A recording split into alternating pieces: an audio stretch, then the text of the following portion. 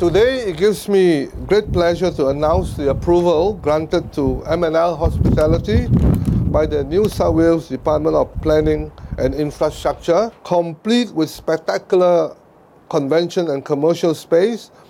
The new 4 points will bring hundreds of jobs to the area.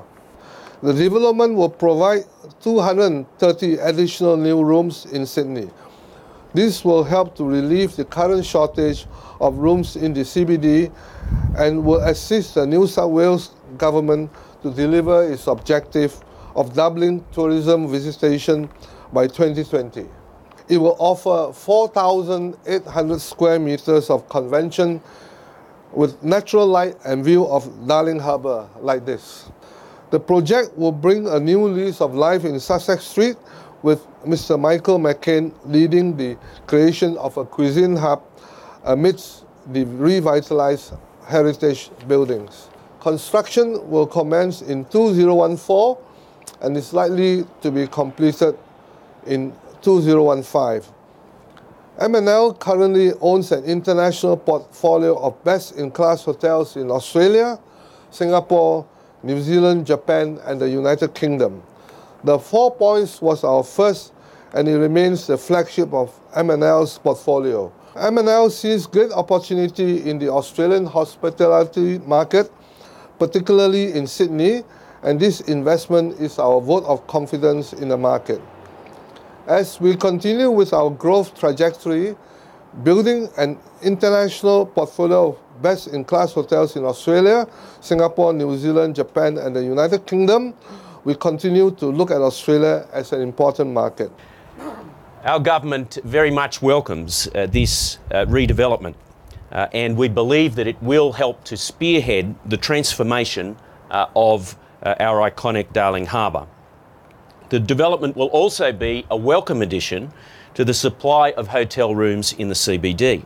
But the tourists who come to Sydney for these major events, of course, stay in our hotels. They eat in our restaurants.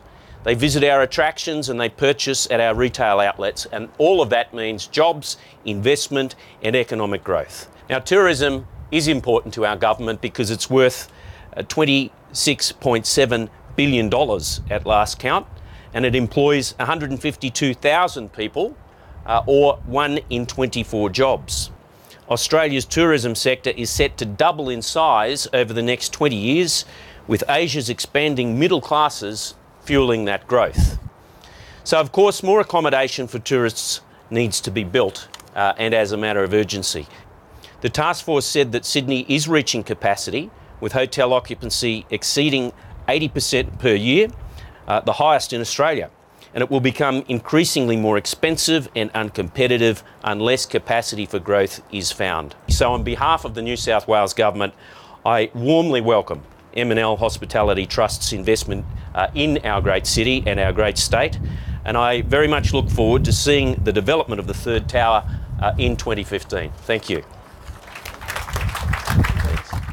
Well, it's a great privilege to be nominated as architects for this most important project, which really sets a new benchmark for hospitality within Sydney. We congratulate government for having the vision, and for various governments subsequently to continue the vision of what is the most important tourist venue for Sydney. Darling Harbour will always retain its importance as far as its central position and its relation to the CBD itself. What better site can you get? What a marvellous site over Sydney Harbour in the western part.